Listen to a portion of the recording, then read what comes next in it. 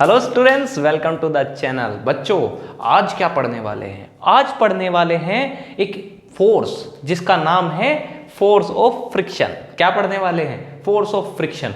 मैं बच्चों आपको बताता हूँ, जब आप फिजिक्स पढ़ रहे होते हैं, जब आप फिजिक्स पढ़ते हैं तो आप क्या पढ़ते हैं? आप डिफरेंट टाइप्स की फोर्स पढ़ते हैं। जैसे आप पढ़ते हैं सेंट्रीपिटल फोर्स, जैसे आप पढ़ते हैं ग्रेविटेशनल फोर्स, जैसे आप पढ़ते हैं इलेक्ट्रोस्टैटिक फोर्स, जैसे आप पढ़ते हैं स्प्रिंग फोर्स, जैसे आप पढ़ते हैं मैग्नेटिक फोर्स, जैसे आप पढ़ते हैं विस्कस फोर्स। सिमिलर फोर्स बच्चों, एक इसी तरह की हम एक और फोर्स भी पढ़ते हैं जिसको हम यहाँ पे डिस्कस करने वाले हैं, जिसका नाम है फोर्स ऑफ फ्रिक्शन। तो चलिए युद्ध का उद्घोष करते हैं और फोर्स ऑफ फ्रिक्शन को मजे से सिखाएंगे।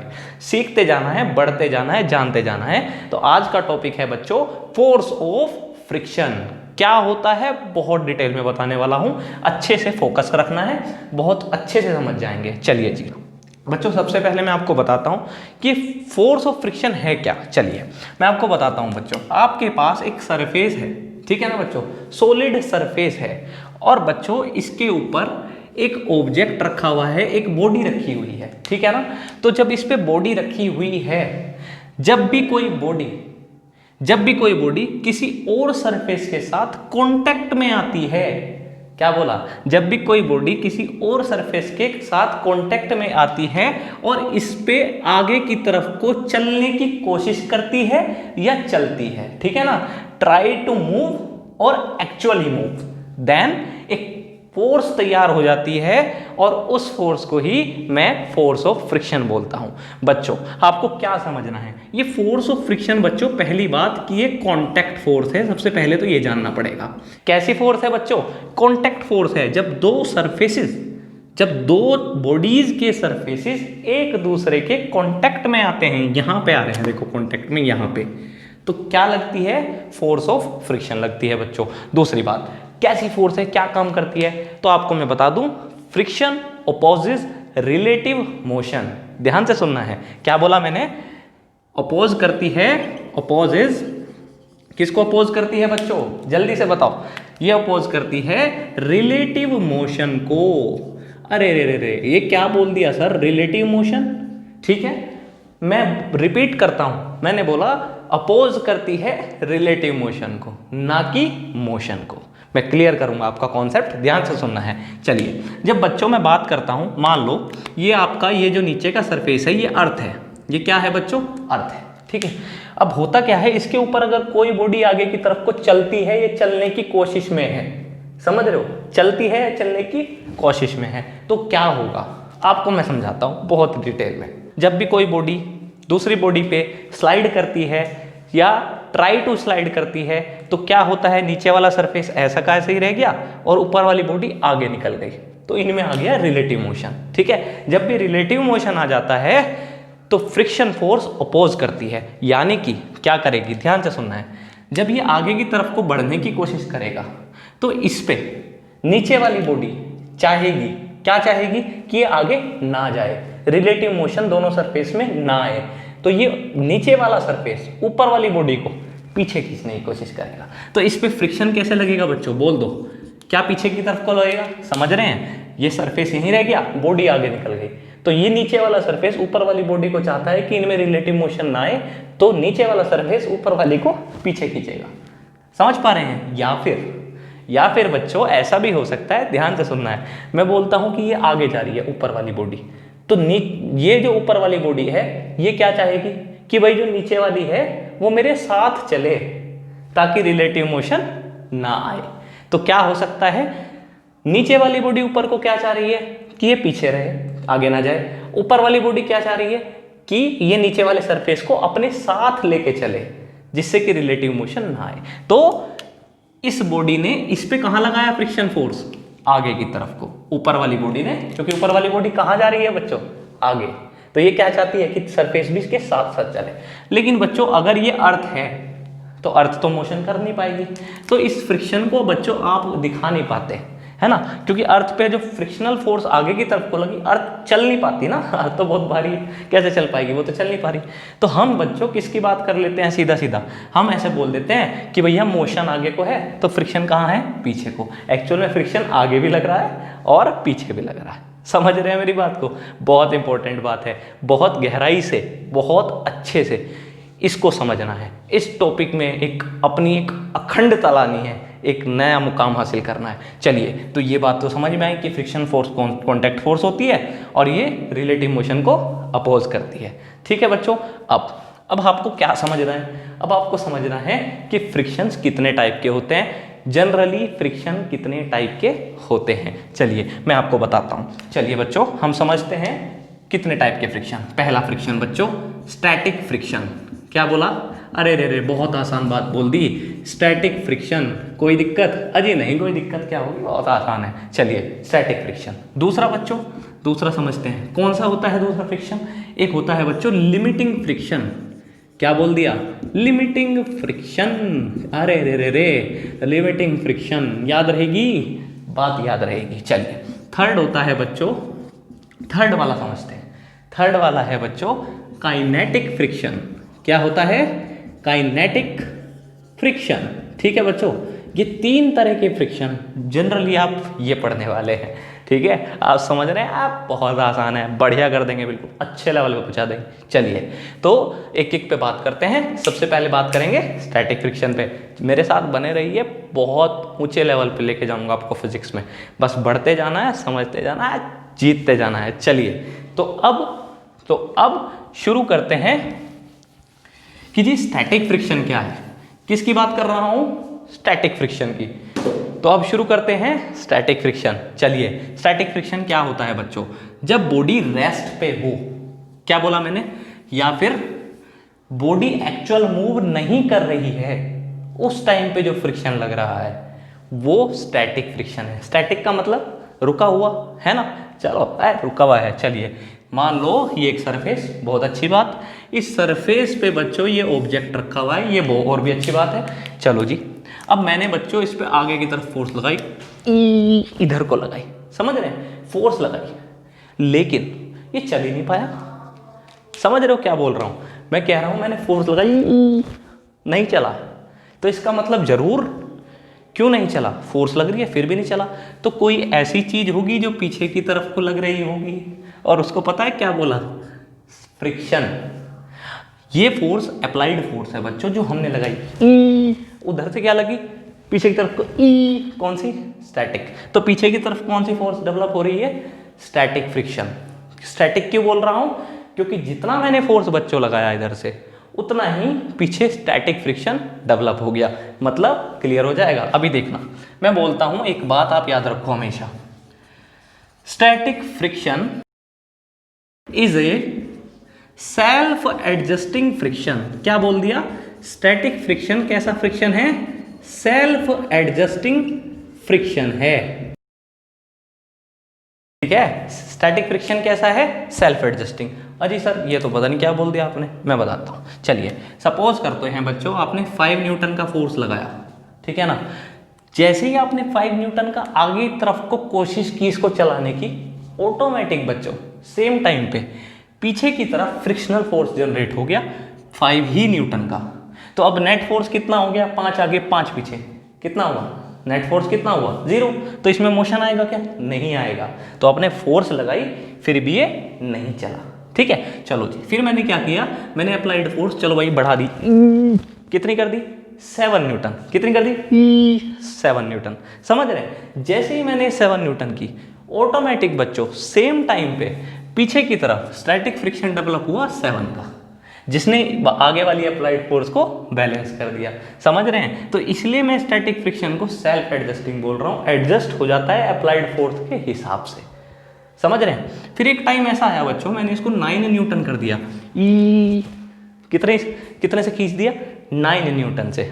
समझ रहे हैं, जैसे ही मैंने 9 न्यूटन से खींचा बच्चों, मैंने देखा कि पीछे की तरफ ऑटोमेटिक स्टैटिक फ्रिक्शन डेवलप हुआ, जो कि अप्लाइड फोर्स के बराबर आ रहा है, क्योंकि वो सेल्फ एडजस्टिंग है। तो ये कितना डेवलप हो गया, 9 का। बहुत अच्छी बात है। लेकिन बच्चों इसके बाद ये मैक्सिमम वैल्यू थी अप्लाइड फोर्स जो आपने 9 न्यूटन का लगाया, उस पे पीछे की तरफ जो मैक्सिमम बन सकता था वो 9 तक बन सकता था। मतलब जब आपने अप्लाइड फोर्स 9 की लगाई ना, तो पीछे की तरफ जो फ्रिक्शन जितना बन सकता था वो 9 का था। अब पीछे वाले फ्रिक्शन ने हाथ खड़े कर दिए, अजी कि मैं तो 9 से ऊपर लगा नहीं सकता, ठीक है ना। अब क्या होगा, जैसे ही बच्चों ध्यान से सुनना है, तो पहले तो मैं आपको एक बात क्लियर कर देता हूँ, ऐसा पीछे जो लगने वाला फ्रिक्शन है, जो स्टैटिक फ्रिक्शन है, जिस पे उसने हाथ खड़े कर दिए कि अगर आपने अप्लाइड फोर्स अब बढ़ाई ना, तो मैं पीछे उतना डेवलप नहीं कर पाऊंगा, इस वैल्यू तक कर पा रहा हूं। तो इसको बच्चों 9 न्यूटन मैंने अभी एग्जाम्पल लिया है, ठीक है ना। तो इसको मैंने क्या बोला है, इसको मैंने बोला कि ये स्टैटिक फ्रिक्शन की सबसे बड़ी वैल्यू है जो आगे अप्लाइड फोर्स को बैलेंस कर पा रही है। इसको एक नाम दे दिया बच्चों, क्या, लिमिटिंग फ्रिक्शन। ये लिमिटिंग फ्रिक्शन है, स्टैटिक फ्रिक्शन की सबसे बड़ी वैल्यू जो अप्लाइड फोर्स को बैलेंस कर सकती है वो क्या होती है, अरे रे रे रे कितनी होती है, इसको बोलते हैं लिमिटिंग फ्रिक्शन। समझ गए। इसके बाद क्या होगा, अब मैंने सोचा कि जी 9 का तो लगा लिया, अब क्या करूं, मैंने कहा और खींचो, इधर को खींचा, कितने से, ये खींच दिया 10 न्यूटन से। ओहो हो, कितने से खींच दिया, 10 से। पीछे मैक्सिमम कितना फोर्स लग सकता था, अभी बताया बच्चों, कितना है उसकी ताकत, सपोज कर लिया 9 न्यूटन का। अब क्या होगा, अब ये होगा बच्चों कि आगे लगने वाला फोर्स 10, पीछे लगने वाला फोर्स 9, तो नेट फोर्स कहाँ बना, आगे 10 पीछे 9, तो आगे 10 पीछे 9, तो कहाँ नेट फोर्स बना, आगे की तरफ को, कितना, 10 माइनस 9, कितने न्यूटन का फोर्स आगे की तरफ को बना, समझ रहे हो, 1 न्यूटन का। अब फोर्स बना, अभी तक नेट फोर्स क्या हो रहा था दोनों का मिला के, लिमिटिंग तक कैंसिल आउट हो रहा था, 0 हो रहा था ना। अब आगे की तरफ एक फोर्स बना, अब क्या हुआ, अब बच्चों आगे की तरफ मोशन आ गया ना बॉडी में, अब चल पड़ी वो बॉडी, पहले नहीं चली थी, अब चल पड़ी, कितने उस पे, 10 न्यूटन पे, समझ रहे हैं ना, ऐसा देखा है ना आपने, हाँ चलिए।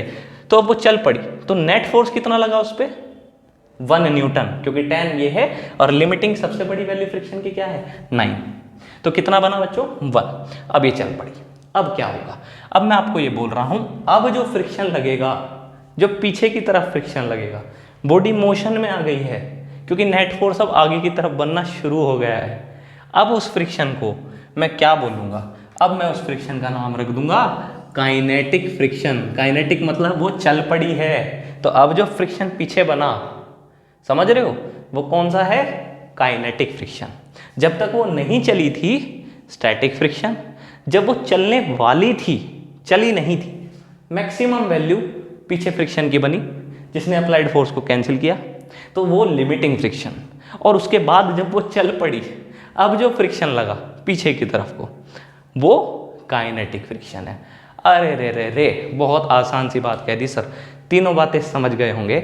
स्टैटिक फ्रिक्शन, स्टैटिक फ्रिक्शन की सबसे बड़ी वैल्यू लिमिटिंग फ्रिक्शन, और जब लिमिटिंग फ्रिक्शन क्रॉस हो जाए, अप्लाइड फोर्स बहुत ज़्यादा हो जाए, तो नेट फोर्स बनती है आगे की तरफ को, फ्रिक्शन उसको कैंसिल करता है। उस टाइम पे जब फ्रिक्शन लगता है, जब वो चल पड़ी है लेकिन उसे पीछे रोकने वाली एक फोर्स जरूर है, उसे बोल देते हैं काइनेटिक फ्रिक्शन। आई होप आप इस चीज़ को बहुत अच्छे से समझ गए होंगे। अब बच्चों जब आप इतनी बात समझ गए हैं तो 2 पॉइंट्स आपको हमेशा याद रखने हैं, बता दूं, अजी सुनो, चलो बता देता हूं, चलो जी। जब बच्चों आप इस बात को समझ गए हैं तो मैं आपको एक बात और बता देता हूँ। 2 छोटे छोटे से पॉइंट हैं, बहुत छोटू छोटू से, उन पर डिस्कस कर ले, आज एक कर लो, बहुत आसान। चलिए क्या है पॉइंट, पहला पॉइंट बच्चों ये है कि हमेशा जो स्टैटिक फ्रिक्शन होता है, static friction is always equal to किसके भला, बोलो, अप्लाइड फोर्स के, है ना, बैलेंस कर देता है ना, सेल्फ एडजस्टिंग है ना, अभी बताया था ना, हाँ जी, वही तो बात लिख रहा हूँ बच्चों, है कि नहीं, सीख रहे हो ना, अरे सीख जाओगे, सब सीख जाओगे, बढ़िया तरीके से सीख जाओगे, फिजिक्स को बहुत ही अच्छा कर देंगे, आपके कॉन्सेप्ट को प्रबल, प्रचंड और अखंड बना देंगे। चलिए static friction is always equal to applied force. दूसरी बात बच्चों, जो पीछे काइनेटिक फ्रिक्शन लगता है, कब? जब वो बॉडी मोशन में आ जाती है तब भी पीछे फ्रिक्शन लगता है, उसका नाम क्या है? Kinetic friction. तो बच्चों जो ये काइनेटिक फ्रिक्शन है, जो ये काइनेटिक फ्रिक्शन है, इज ऑलवेज लेस देन किससे भला? Limiting friction. किससे बोल दिया? लिमिटिंग फ्रिक्शन से। मैं आपको क्लियर करता हूं। तो सेकंड पॉइंट क्या सीखा? सेकंड पॉइंट सीखा कि kinetic friction is always less than limiting friction. ये बात आपको हमेशा याद रखनी है। क्या बोला? कि जो काइनेटिक फ्रिक्शन होता है, जब बॉडी मोशन में होती है उस टाइम जो पीछे लगने वाला फ्रिक्शन है वो हमेशा कैसा होता है बच्चों? जल्दी से बताओ। वो लिमिटिंग फ्रिक्शन से हमेशा कम होता है, याद रखना है। चलिए एक छोटा सा ग्राफ बना लें। अजी चलो एक बच्चों वाला ग्राफ सिखा देता हूँ। कैसा है बच्चों वाला? छोटे मोटे बच्चों वाला ग्राफ बनाते हैं। चलिए लो जी, इधर ऐसे एक लाइन ड्रॉ करी, यहाँ बच्चों अप्लाइड फोर्स लगाया। कौन सा? Applied force. जैसे ये एक बॉडी, ये बॉडी पे फोर्स लग रही है आगे की तरफ को, तो आपने देखा था ना, इधर बच्चों मैंने लिया फ्रिक्शनल फोर्स। कैसा फोर्स? फ्रिक्शन वाला फोर्स।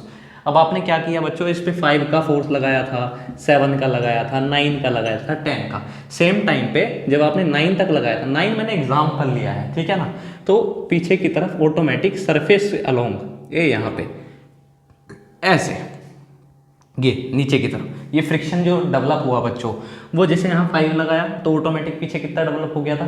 5, जब तक ये बॉडी नहीं चलती। 7 लगाया, पीछे की तरफ कितना डेवलप हो गया? 7। तो आप देख रहे हो जब तक बॉडी रेस्ट पे है तो पीछे की तरफ लगने वाला फ्रिक्शन को हमने स्टैटिक फ्रिक्शन बोला था। तो यानी कि अप्लाइड फोर्स बढ़ती जा रही है, साथ साथ स्टैटिक फ्रिक्शन बढ़ता जा रहा है और एक मैक्सिमम वैल्यू पे पहुंच गया। मैंने बोला, सपोज कर लिया था कि ये 9 न्यूटन हो गया था, तो ये मैक्सिमम वैल्यू थी। तो बैलेंस करने वाली जो फोर्स है वो कितनी है बच्चों? जो पीछे मैक्सिमम वैल्यू 9 न्यूटन को बैलेंस कर रही है, तो वो बच्चों लिमिटिंग फ्रिक्शन है। तो ये सबसे बड़ी वैल्यू यहाँ जो बन के आई फ्रिक्शन की, अप्लाइड फोर्स पे लिमिटिंग फ्रिक्शन की, सब वो है स्टैटिक फ्रिक्शन की सबसे बड़ी वैल्यू। इसके बाद क्या होता है? हल्का सा ग्राफ नीचे गिरता है। इसके बाद कौन सी फ्रिक्शन आ जाती है? जब वो चलना शुरू हो गया है ना। अब आपने फोर्स 10 का जैसे लगाया तो उसने हाथ खड़े कर दिए, जी मेरे पास तो 9 का ही फोर्स था फ्रिक्शन वाला बॉडी ने। अच्छा अब क्या होगा? अब वो आगे की तरफ चलनी शुरू हो जाएगी, क्योंकि नेट फोर्स बनेगा। अब क्यों? 10 से आगे, पीछे वाले हाथ खड़े कर दिए 9 के, तो कितने से आगे नेट फोर्स कितना बनेगा? 10 - 9 1। अब कहाँ चलेगी? आगे की तरफ। सिमिलरली अगर आपने फोर्स 11 न्यूटन कर दिया, समझ रहे हो, 11 कर दिया, पीछे वाला फोर्स अभी फिक्स है, ठीक है ना। अब वो चल पड़ी है तो एक फोर्स अब वो लिमिटिंग वाला नहीं है, अब एक नया फोर्स फ्रिक्शन का डेवलप हो गया, जिसको क्या बोला है बच्चों? Kinetic friction. जब तक वो चली नहीं थी और बस चलने ही वाली थी, उस टाइम पे जो सबसे पीछे लगने वाला फोर्स था वो था लिमिटिंग फ्रिक्शन।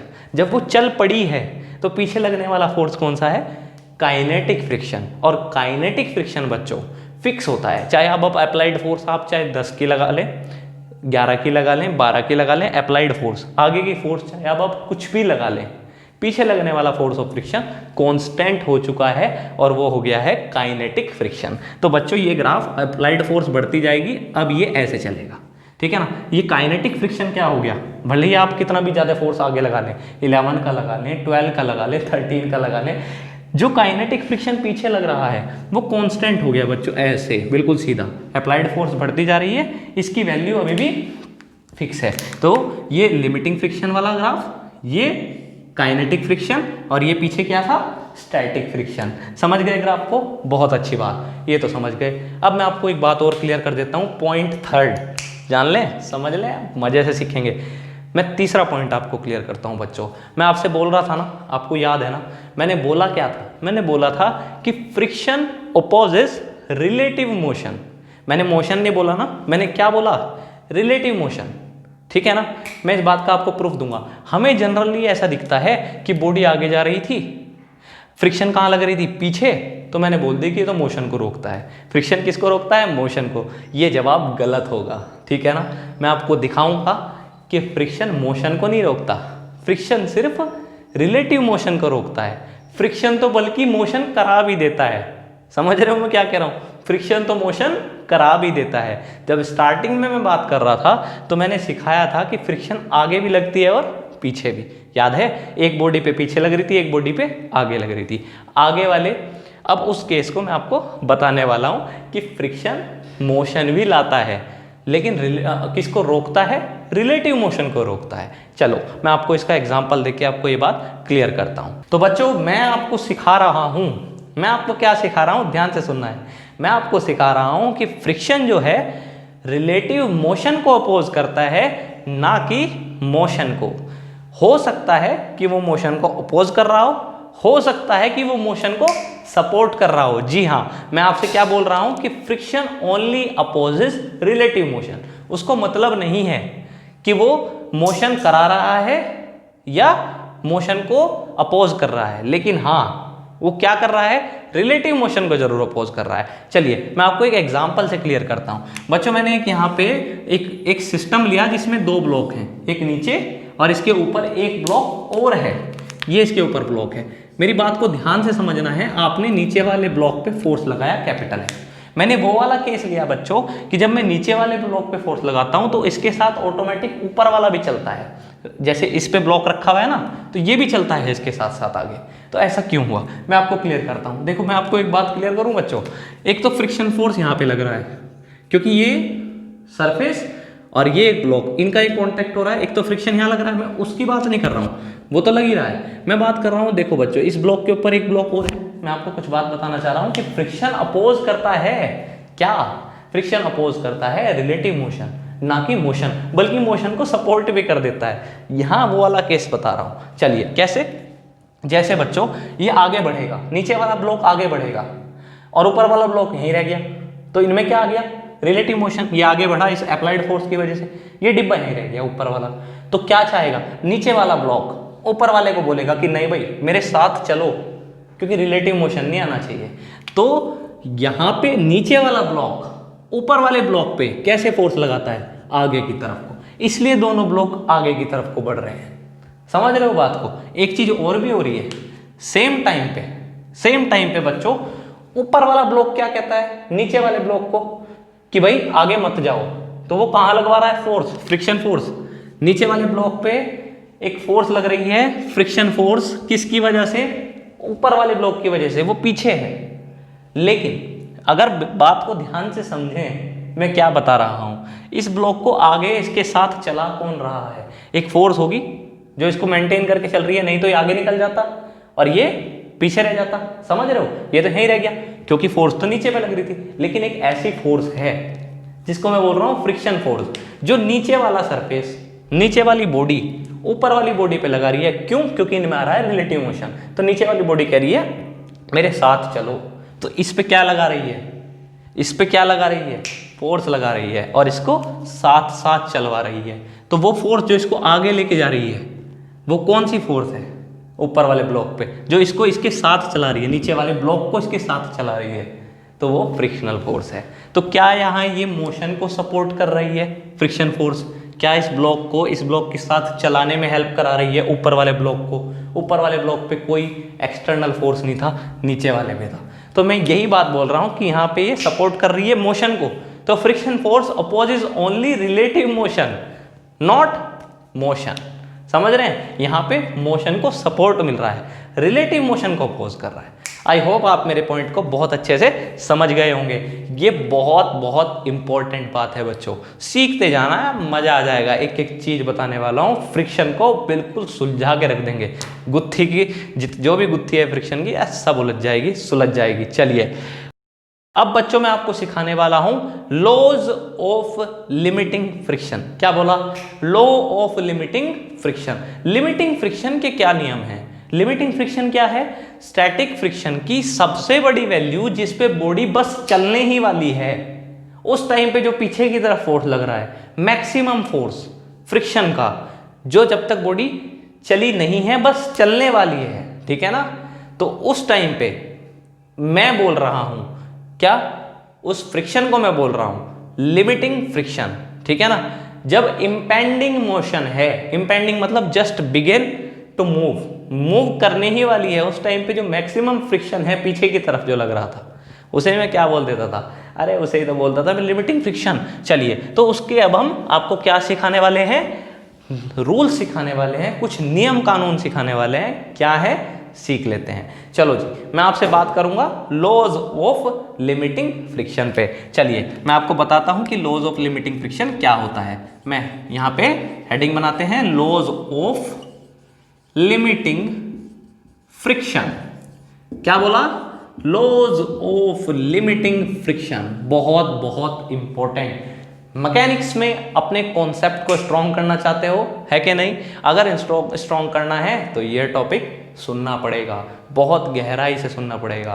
कानों को बिल्कुल आराम देना होगा और बात को बहुत अच्छे से समझना होगा। दिमाग खुला रखना है और कान खुले रखने हैं। और देखो कॉन्सेप्ट कैसे सीख गए। चलिए लॉज ऑफ लिमिटिंग फ्रिक्शन सिखाने वाला हूं। फर्स्ट क्या है बच्चों? नेचर ऑफ कॉन्टैक्ट पे डिपेंड करेगा आपकी फ्रिक्शन की मैक्सिमम वैल्यू जब तक वो चला नहीं है, जिसको आप क्या बोलते थे? Limiting friction. ठीक है ना? तो मैं क्या बोल रहा हूं, किस पे डिपेंड करने वाला है? Nature of contact of to surfaces. जो सरफेसेस बच्चों एक दूसरे के कॉन्टैक्ट में है उनका नेचर कैसा है? जैसे एक ये सरफेस, इनका नेचर कैसा है? दोनों का किस तरह के नेचर के हैं? तो nature of contact of to surfaces. समझ रहे हैं? जितने स्मूथ होंगे उतना अच्छा रहेगा। समझ रहे हो? जितने रफ होंगे उतना बेकार रहेगा। समझ रहे हो? अच्छा, तो nature of contact of to surfaces. हाँ, अब हम समझने वाले हैं क्या? अब हम सीखने वाले हैं second rule law of limiting friction का। चलो जी, लिमिटिंग फ्रिक्शन का सेकंड रूल बच्चों, ये does not depend on area of contact. क्या बोला? Does not depend on area of contact. ये बात को हमें बहुत गहराई से समझना है, बहुत शांत मन से समझना है। क्या बोल रहा हूं? देखिए, मैं ये बोल रहा हूं कि जब दो बॉडी एक दूसरे के कॉन्टैक्ट में आए तो उनका एक दूसरे से कॉन्टैक्ट कितने एरिया में है, इस बात पे depend force of limiting friction नहीं करेगी। कहने का मतलब मैं आपको क्लियर करता हूं। जैसे ये एक सरफेस है और इस सरफेस पे एक बॉडी रखी हुई है। अब क्या है बच्चों, जो इस सरफेस के साथ फ्रिक्शन है, चाहे आप ऐसे रख लो, चाहे आप बच्चों इसको ऐसे रख लो। देखो, पहले एरिया ऑफ कॉन्टैक्ट ये है सारा, इसके साथ, नीचे वाले सरफेस के साथ, है क्या नहीं? और अगर ये ऐसे है तो अब जो एरिया ऑफ कॉन्टैक्ट है वो छोटू सा है कि नहीं? तो अगर ऐसा है तो कह रहे हैं ऐसे वाले केस में जो लिमिटिंग फ्रिक्शन होगा, ऐसे वाले केस में जो लिमिटिंग फ्रिक्शन होगा वो सेम होगा, वो एरिया ऑफ कॉन्टैक्ट पर डिपेंड नहीं करेगा। ये नियम हो गया, सदा के लिए अमर हो गया। समझ गए? चलो जी, ये भी क्लियर हो गया कि एरिया ऑफ कॉन्टैक्ट पे डिपेंड नहीं करता, सरफेस का नेचर कैसा है उस पर डिपेंड करता है ना? फर्स्ट लॉ भी समझ में आ गया। अब तीसरा नियम, तीसरा रूल हमें समझना है, ठीक है ना? इसकी पराकाष्ठा पे चलते हैं। चलिए मैं आपको सिखाता हूं क्या। Third rule, very very important, very important. बच्चों देखिए, मैं बोल रहा हूं स्टैटिक फ्रिक्शन की सबसे बड़ी वैल्यू क्या होती है? स्टैटिक एफ एस मैक्स, जिसको मैं क्या बोल देता हूं? लिमिटिंग फ्रिक्शन, है ना? हम किसके रूल्स बना रहे हैं? We are making the rules of limiting friction. Actually हम बना नहीं रहे हैं, ये बनाए गए हैं, हम उन्हें पढ़ रहे हैं। हमें क्या करना है? हमें तो सिर्फ पढ़ना है। जिसने इसके बारे में सोचा था, जिसने ये चीज बनाई थी, बताई थी, वो बहुत बड़े लेवल के इंसान थे, वो बहुत लंबा और बहुत ऊंचा सोच रहे थे। हमें क्या करना है? हमें तो उन चीज़ों को जो उन्होंने बताई हैं सिर्फ सिंपली उन्हें पढ़ना ही तो है। तो सीखने में क्या है? बढ़ते जाना है, सीखते जाना है, मजे से सीखना है। चलिए, तो मैं आपको थर्ड रूल बता रहा था कि थर्ड रूल क्या है। एक बात बताओ बच्चों, थर्ड रूल को समझाने से पहले मैं कुछ बात आपसे करना चाहता हूँ, करूँ? चलिए मैं आपको बताता हूँ, ध्यान से सुनिए बच्चों।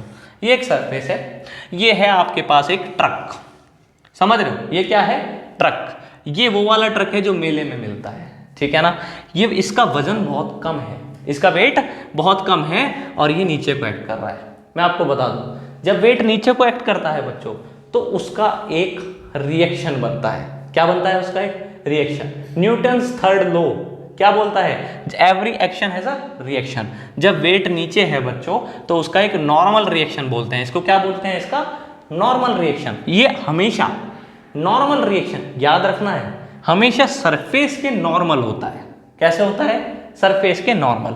तो अगर मैं बोलूं आपसे, ध्यान से सुनना है, एक तो ये वाला ट्रक था जो मेले वाला था, ठीक है। अच्छा, एक और ट्रक है जो ओरिजिनल वाला है जिसका वजन बहुत ज्यादा है। तो अगर मैं बात करूं उसके वेट की तो बहुत ज्यादा है। वेट का मतलब उसकी normal reaction, every action has a reaction, वो भी बहुत ज्यादा। एक बात बताओ, जब आप मेले वाले ट्रक को चलाते हो ऐसे आगे की तरफ, तो आप क्या देखते हो? आप क्या देखते हो बच्चों? आप देखते हो कि एकदम चल दिया, है कि नहीं? क्योंकि यहां पे स्टैटिक फ्रिक्शन की वैल्यू बहुत कम है। स्टैटिक फ्रिक्शन की सबसे बड़ी जो वैल्यू होती है, जिसको मैं लिमिटिंग फ्रिक्शन बोलता था, वो कैसी है? बहुत कम है। इसी वजह से वो जल्दी से चल पाया। रोकने वाला जो मैक्सिमम फ्रिक्शन था बहुत कम था। क्यों? क्योंकि उसका वजन कम था। समझ रहे हैं? थर्ड को आपको समझना पड़ेगा, थर्ड पॉइंट को। अब आओ बड़े ट्रक पे। बड़े ट्रक पे आपने उतना ही फोर्स लगाया 10 का, नहीं चला, क्योंकि पीछे की तरफ एक फ्रिक्शन डेवलप हो गया था जिसको स्टैटिक फ्रिक्शन बोलते हैं, जिसने हमारी फोर्स को नेग्लेक्ट कर दिया। मैंने और खींचा, ज्यादा के कम, मैंने और ज्यादा फोर्स से खींचा, किधर? इधर को, अब भी नहीं चला। फिर मैंने क्या किया? मैंने और खींचा तेजी से, देखा अब भी नहीं चला। क्यों? क्योंकि पीछे की तरफ एक कौन सी फोर्स डेवलप हो रही है? सेल्फ एडजस्टिंग फ्रिक्शन डेवलप हो रहा है। मैंने देखा कि जब मैंने फोर्स, अप्लाइड फोर्स बहुत ज्यादा कर दिया, मैंने सपोज कर लेते हैं कि 1000 न्यूटन कर दिया, तब जाके ये चला। यानी कि इसका स्टैटिक फ्रिक्शन की जो मैक्सिमम वैल्यू रही होगी वो बहुत ज्यादा रही होगी। तो आपने ध्यान दिया एक बात पे कि जितना ज्यादा इसका वेट बढ़ता जा रहा था या फिर जितना ज्यादा इसका नॉर्मल रिएक्शन था, उतना ही देरी से आपको इसमें मोशन मिला, क्योंकि पीछे जो स्टैटिक फ्रिक्शन था उसकी वैल्यू बहुत बड़ी आ रही थी जब इसका वजन बहुत ज्यादा था। मैं सिंपल करता हूं। अब मैं सिंपल क्या करता हूं? मैं सिंपल सी बात क्या बोलता हूं, अगर आपको इसको समझना है कि जो मैक्सिमम लिमिटिंग फ्रिक्शन होता है, जिसको मैं लिमिटिंग फ्रिक्शन बोलता हूं, वो डायरेक्टली प्रोपोर्शनल होता है बच्चों। किसके? उसके वेट के। अब मैं इसको थोड़ा स्टैंडर्ड करता हूं, वेट नहीं बोलूंगा, मैं बोलूंगा डायरेक्टली प्रोपोर्शनल होता है उसकी नॉर्मल रिएक्शन के। समझ रहे हैं ना? अभी बताया ना नॉर्मल रिएक्शन क्या होती है। गुड। अब क्या करते हैं बच्चों, मैं इसको सिंपली अभी फिलहाल एफ मैक्स लिख देता हूं, स्टैटिक की सबसे बड़ी वैल्यू, जिसका नाम है लिमिटिंग फ्रिक्शन। बहुत अच्छी बात। प्रोपोर्शनल का साइन हटा लें? चलो जी, हटा लिया, वेरी गुड। प्रोपोर्शनल का साइन हटाया, एक नया कांस्टेंट ले आए, उसका नाम क्या है? Coefficient of friction. ये क्या होता है बच्चों? कोफिशिएंट ऑफ फ्रिक्शन, और यहां n। तो आपको हमेशा के लिए ये फॉर्मूला याद रखना है। ये फॉर्मूला सदा के लिए अमर हो गया। क्या फॉर्मूला बना? कि जो लिमिटिंग फ्रिक्शन की वैल्यू होती है वो इक्वल होती है किसके? Mu n। n क्या है? Normal reaction. म्यू क्या है? Coefficient of friction. बच्चों ये चीज आपको समझनी थी। आई होप आप इस चीज को बहुत अच्छे से समझ गए होंगे। मैं रिपीट कर देता हूं, 3 हमने पॉइंट सीखे हैं इस लॉ में, जिसका नाम है लॉज ऑफ लिमिटिंग फ्रिक्शन। पहला क्या है? कि एरिया ऑफ कॉन्टैक्ट पे फ्रिक्शनल फोर्स डिपेंड नहीं करती है। दो बॉडीज के बीच में कॉन्टैक्ट एरिया क्या है, उस पर नहीं करती। किस पे करती है? तो उन्होंने बोला कि वो डिपेंड करती है उसका नॉर्मल रिएक्शन क्या है, उस बॉडी का वजन कितना है जो दूसरी बॉडी पे रखी गई है। और किस पे डिपेंड करती है? नेचर ऑफ कॉन्टैक्ट कैसा है, मतलब दो सरफेसेस के बीच में, जिनके बीच में वो फ्रिक्शनल फोर्स लगने वाली है, उनका नेचर कैसा है, वे रफ हैं के स्मूथ हैं। तो हमने ये चीज इसमें सीखी है, वेरी इंपॉर्टेंट है, एग्जाम में बहुत आती है। तो इसको सीखते जाना है, बढ़ते जाना है, जानते जाना है। तो अब बात करने वाले हैं एक बहुत बहुत इंपॉर्टेंट टॉपिक पे। यस, बहुत इंपॉर्टेंट है। क्या नाम है? Angle of friction. मैं पढ़ाने वाला हूं एंगल ऑफ फ्रिक्शन। जब आपने फ्रिक्शन जान लिया, जब आपने लॉज ऑफ लिमिटिंग फ्रिक्शन जान लिए, जब आपने टाइप्स ऑफ फ्रिक्शन जान ली, तो अब ये हमारा कर्तव्य बनता है, ये हमारी रेस्पॉन्सिबिलिटी बनती है कि हमें सीखना चाहिए एंगल ऑफ फ्रिक्शन। जी हाँ, एंगल ऑफ फ्रिक्शन बच्चों सिखाएं। चलिए देखिए, बहुत आसान, बहुत ही आसान। चलिए कैसे है मैं आपको बताता हूं। अगर ये सरफेस था बच्चों, इस पे एक बॉडी रखी हुई है, बहुत अच्छी बात है, बॉडी तो रखी हुई है। अब बच्चों इसका नॉर्मल रिएक्शन कैसे होता है? सरफेस के परपेंडिकुलर, ये है नॉर्मल रिएक्शन। फ्रिक्शन कहाँ एक्ट करता है? फ्रिक्शन एक्ट कर रहा है पीछे की तरफ को, बहुत अच्छी बात है ना। तो आपका अगर मैं आपसे बोलूं क्या मैं बोलूं कि रिजल्ट जो नॉर्मल रिएक्शन है और जो फ्रिक्शन है उनका जो रिजल्टेंट आया बच्चों, क्या ये आया है कि नहीं, ये क्या आया, रिजल्टेंट आया किसका, नॉर्मल रिएक्शन का और फ्रिक्शन का। इसको मैंने एक नाम दे दिया बच्चों, मैंने सपोज कर लो R डैश नाम दे दिया, ठीक है ना। तो अब सीखना क्या है, एंगल ऑफ फ्रिक्शन। तो मैंने बोला कि जो नॉर्मल रिएक्शन और फ्रिक्शन का रिजल्टेंट है उसने कितना एंगल बनाया नॉर्मल रिएक्शन के साथ, उसे क्या बोलता हूं मैं, एंगल ऑफ फ्रिक्शन। समझ गए क्या बोला मैंने, it is the angle between the resultant of normal reaction and friction with normal reaction, this is angle of friction. समझ गए, इसे बोलते हैं एंगल ऑफ फ्रिक्शन। चलिए इसकी वैल्यू सिखा दूं, चलिए जल्दी जल्दी देखते हैं। एक काम कीजिए बच्चों, ऐसे एक पीछे ट्राइंगल बनाया, बहुत अच्छी बात। क्या ये फ्रिक्शन पीछे लग रहा है, क्या मैं इसको इसकी इस ट्राइंगल को अगर जो देखूं, ये लेंथ अगर फ्रिक्शन की f है, ये स्मॉल f है, तो ये भी कितना स्मॉल f है कि नहीं। अगर ऐसा है बच्चों, तो आपने एक फॉर्मूला लगाया जिसको बोलता हूं मैं tan थीटा।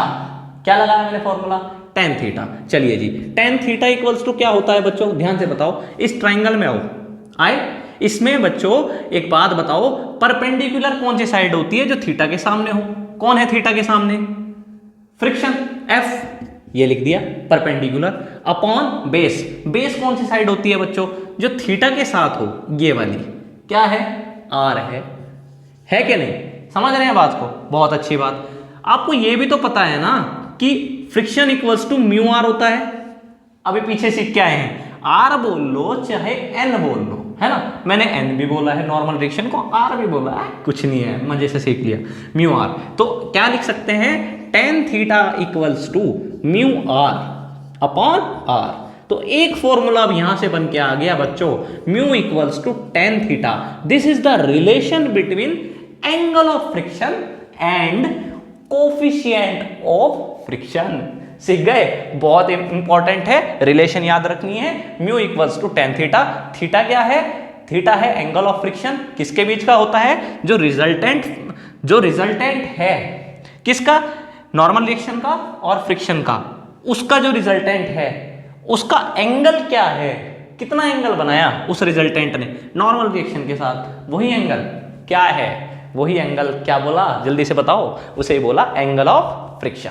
अब क्या करें, अब एक और इंपॉर्टेंट, वेरी वेरी इंपॉर्टेंट, बहुत बेसिक सी टर्म्स कंपटीशन में काम आने वाली हैं, सीखनी जरूरी है, क्योंकि ये छोटी छोटी सी टर्म्स आपके फिजिक्स के कॉन्सेप्ट को बहुत स्ट्रॉन्ग कर देगी, आपके फिजिक्स के कॉन्सेप्ट को प्रबल, प्रचंड और अखंड बना देगी। चलिए अब मैं सिखाता हूं आपको एक नया टर्म जिसका नाम है एंगल ऑफ रिपोज। क्या बोला, एंगल ऑफ रिपोज। चलिए जल्दी जल्दी सीखेंगे कि एंगल ऑफ रिपोज क्या है।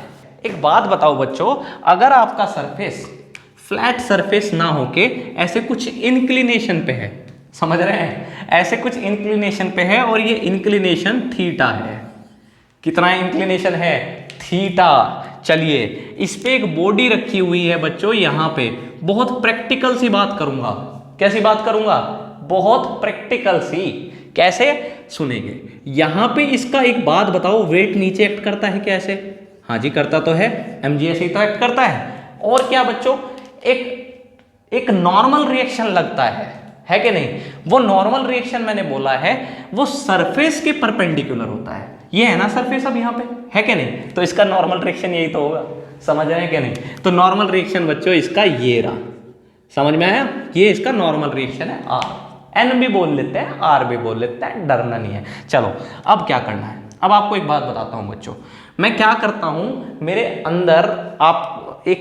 अंदर एक बात छुपी हुई है जो मैं आपको बताने वाला हूँ, बहुत इंपॉर्टेंट है। क्या बात है, शेयर करते हैं। mg ऐसे है बच्चों, है ना, तो इस mg को आप कभी भी किसी भी फोर्स को दो हिस्सों में तोड़ सकते हैं। कितने हिस्सों में, दो में। कैसे, एक तो बच्चों ऐसे, एक बच्चों ऐसे, यानी कि इसको मैंने 90 डिग्री पे तोड़ा है ना, एक ऐसे और एक ऐसे। समझ पा रहे हो बात को। अगर ये बच्चों इस mg ने थीटा एंगल बनाया है तो इसका ये वाला कंपोनेंट ये वाला कंपोनेंट बच्चों mg cos थीटा हो जाता है, और ये वाला बिना थीटा वाला कंपोनेंट mg sin थीटा हो जाता है। क्या ये बात पकड़ में आई? चलिए मैं आपको बताता हूँ, मैं करता हूँ क्लियर, देखिए जल्दी से देखना है, समझ जाओगे, एकदम समझ पकड़ जाओगे बात को। चलिए, इस mg के दो हिस्से किए बच्चों, एक तो ये किया, ध्यान से सुनना है, और एक बच्चों ऐसे किया, ऐसे, समझ रहे हो, एक तो ऐसे और एक ऐसे, mg को दो हिस्से में तोड़ा है, रिजोल्व किया है रेक्टेंगुलर कंपोनेंट्स में। अब समझ में आया? देखो ये ऐसे कितने एंगल पे? 90 पे, ये 90 है, समझ रहे हो, और ये बच्चों एंगल थीटा है। ये क्या एंगल है? थीटा। मैं आपको बताऊंगा, बहुत डिटेल में सिखाऊंगा, एक एक चीज बताऊंगा। क्या बात बता रहा हूं? मैंने बोला था ये थीटा है, तो ये क्या हो जाएगा? mg cos theta. ये क्या हो जाएगा? ये वाला कंपोनेंट mg sin थीटा। है कि नहीं? है कि नहीं? समझ रहे हैं ना? बहुत अच्छी बात। अब मैं आपको बताऊंगा, क्या मैं आपको बताऊंगा बच्चों कि यहां पे इस बॉडी में मोशन जो आएगा नीचे की तरफ को mg के एक कंपोनेंट की वजह से आएगा। क्या आएगा कि नहीं? वो कंपोनेंट कौन सा है? वो कंपोनेंट है बच्चों mg sin थीटा। है कि नहीं? अच्छा, अब देखो m फिक्स है, g फिक्स है, तो कितना फोर्स नीचे लगेगा mg sin थीटा? क्या वो इस थीटा पे डिपेंड करेगा? जितना बड़ा थीटा उतना बड़ा ये वैल्यू, उतना ज्यादा नीचे लगने वाला फोर्स। किसकी वजह से? ग्रेविटी की वजह से, है ना? ग्रेविटी का ही तो कंपोनेंट है। तो इसे स्लिप कौन करा रहा है नीचे की तरफ को? कौन करा रहा है? जल्दी से बताओ, कौन करा रहा है? mg sin theta. कैसे? मैं आपको डिटेल में बताऊं? चलिए डिटेल में बताता हूं। चलिए मैं आपको क्लियर करता हूं। तो इसके जो इसको नीचे की तरफ मोशन कराने के लिए रिस्पॉन्सिबल है वो कौन है? आप बताइए। mg sin थीटा है क्या? है ना? अच्छा चलो जी, जब फोर्स का जो हमारा फोर्स है उसका चलने का, जहां वो ट्राई करना चाहती है, इंपेंडिंग मोशन जो है, जहां मोशन करना चाहती है, वो नीचे को है क्या? किस फोर्स की वजह से? mg sin theta. जब बच्चों तो जब नीचे की तरफ को चलना चाहती है तो फ्रिक्शन कहां हो गया? पीछे। और ये पीछे फ्रिक्शन जो है, अब इस पे बात करते हैं। सपोज करिए आपने इंक्लिनेशन, ये जो है ना इंक्लिनेशन, आपने हल्का सा इंक्लिनेशन रखा, बहुत छोटू सा एंगल, बहुत छोटू सा रखा है, तो यहाँ ये वाली वैल्यू बहुत छोटी, तो ये फोर्स जो आगे की तरफ को लग रही है ये भी कम। तो क्या ये फोर्स जो नीचे की तरफ है ये कम है क्योंकि आपने एंगल कैसा लिया है? छोटा। प्रैक्टिकल सी बात है। अच्छा, तो फ्रिक्शन बच्चों पीछे लगेगा और ये इसको बैलेंस कर देगा क्योंकि ये चल ही नहीं पाई है, ये भी चल ही नहीं पाई है, ये नीचे स्लिप नहीं हुई है। क्यों नहीं हुई है? क्योंकि नीचे वाली फोर्स, एंगल आपने बहुत छोटा सा लिया था, तो इस वजह से जो इस पे फोर्स लग रही थी वो बहुत छोटी लग रही थी, अप्लाइड फोर्स कम है, तो इसको बैलेंस कर रहा है। पीछे एक फोर्स है, कौन सा? फ्रिक्शन। और फ्रिक्शन में भी कौन सा? स्टैटिक। है कि नहीं? स्टैटिक, क्योंकि ये बहुत छोटा फोर्स था। अभी जब आपने छोटा इंक्लिनेशन लिया है तो अप्लाइड फोर्स जो नीचे को लग रही होगी ग्रेविटेशन की वजह से, ग्रेविटी की वजह से, वो छोटी होगी। तो बच्चों पीछे फ्रिक्शन डेवलप हो गया होगा और वो सेल्फ एडजस्टिंग है, स्टैटिक फ्रिक्शन है, तो वो जितना फोर्स नीचे लगा ऑटोमेटिक पीछे उतना ही फोर्स डेवलप हो गया। फिर हमने क्या किया बच्चों? इस एंगल को बच्चों मैंने बढ़ाया तो ये फोर्स बढ़ा क्योंकि थीटा बढ़ा। जब ये नीचे वाला फोर्स बढ़ा तो ऑटोमेटिक पीछे फ्रिक्शन डेवलप हो गया जो कि स्टैटिक था, है ना? फिर आपने और बढ़ाया, तो आपने जैसे ये बढ़ाया एंगल तो आपने देखा अप्लाइड फोर्स बढ़ी, सेम टाइम पे फ्रिक्शनल फोर्स बढ़ी क्योंकि फ्रिक्शन फोर्स आपने स्टैटिक वाली ली है, वो सबसे बड़ी वैल्यू पे पहुंच गई जिसको आप लिमिटिंग फ्रिक्शन बोलते थे। क्या बोलते थे? Limiting friction. तो लिमिटिंग फ्रिक्शन हो गया। फिर आपने और एंगल बढ़ाया, है कि नहीं? तो ये फोर्स, अप्लाइड फोर्स बहुत ज्यादा हो गई। इस फ्रिक्शन ने अपने हाथ खड़े कर दिए कि मैं लिमिटिंग फ्रिक्शन पे पहुंच चुका हूं, अब मेरे पास इससे बड़ी वैल्यू नहीं है। तो अब होगा क्या बच्चों? ये फोर्स बड़ी हो जाएगी, ये फोर्स कम रह जाएगी। अब ये कहां जाएगी बॉडी? अब ये नीचे गिरेगी। समझ रहे हो? यही तो होता है, प्रैक्टिकल सी बात है। सोच के देखो, जब इस पे आप ये एंगल बढ़ाओगे, शुरुआत में ये नहीं गिर रहा था, जो इस पे बॉडी रखी हुई थी वो नहीं गिर रही थी, एंगल बढ़ाया, अब शुरुआत में नहीं गिरी, फिर ज्यादा एंगल हो गया, एकदम नीचे गिर गई क्योंकि लिमिटिंग फ्रिक्शन को ये क्रॉस कर गया, है ना? तो ऐसा हुआ। तो हमें एक बात समझनी है, एंगल ऑफ रिपोज क्या है? मुद्दे पे आ जाते हैं। अब क्या था हमारा मुद्दा, क्या था हमारा पॉइंट? वो ये था कि वो एंगल, वो मिनिमम एंगल जिस पे वो body just begin to slide, slide करने ही वाली है, तो उस टाइम पे पीछे कौन सा फ्रिक्शन लग रहा होगा, जल्दी बताओ, लिमिटिंग फ्रिक्शन लग रहा होगा क्या? स्लाइड करने ही वाली है, मिनिमम एंगल, ऐसा मिनिमम एंगल जिसके बाद अगर आपने एंगल बढ़ाया तो भैया वो स्लाइड करेगी, क्योंकि लिमिटिंग फ्रिक्शन क्रॉस कर गई और इसके बाद वो नीचे गिरनी शुरू हो जाएगी, पीछे लगना शुरू हो जाएगा, काइनेटिक फ्रिक्शन। समझ गए? तो एंगल ऑफ रिपोज क्या है? It is the minimum angle of inclination with the horizontal at which body just begin to slide. तो मैं बोल सकता हूं कि जो लिमिटिंग फ्रिक्शन वाली वैल्यू थी वो बराबर हो जाएगी जस्ट बिगिन टू स्लाइड वाली कंडीशन में mg sin थीटा। कोई ऐसा एंगल रहा जिसपे नीचे लगने वाली फोर्स, अप्लाइड फोर्स जो थी वो फ्रिक्शन फोर्स की जो लिमिटिंग वैल्यू थी उसको बैलेंस कर रही थी, है कि नहीं? चलिए, तो इसकी लिमिटिंग फ्रिक्शन की वैल्यू बता दो मुझे, म्यू आर, है कि नहीं? सीखी थी ना? चलो, mg sin थीटा। चलो जी, बहुत अच्छी बात है। अब हमें क्या समझना है बच्चों, आप देख रहे होंगे कि इस r को कौन बैलेंस कर रहा है? देखो, r ऊपर, mg cos थीटा कहाँ? नीचे। तो क्या मैं म्यू r की जगह mg cos थीटा लिख लूं? तुम्हारा कुछ घट जाएगा क्या? नहीं। तो देखो, लिख लिया, यहां हो गया mg sin थीटा। बहुत अच्छी बात, m से m उड़ गया, है ना? अब g से g उड़ गया और म्यू इक्वल्स टू बच्चों sine theta upon cos theta आ गया। तो आपने क्या देखा? Sine theta upon cos theta बहुत सिंपल सा मैथ्स है, क्या होता है?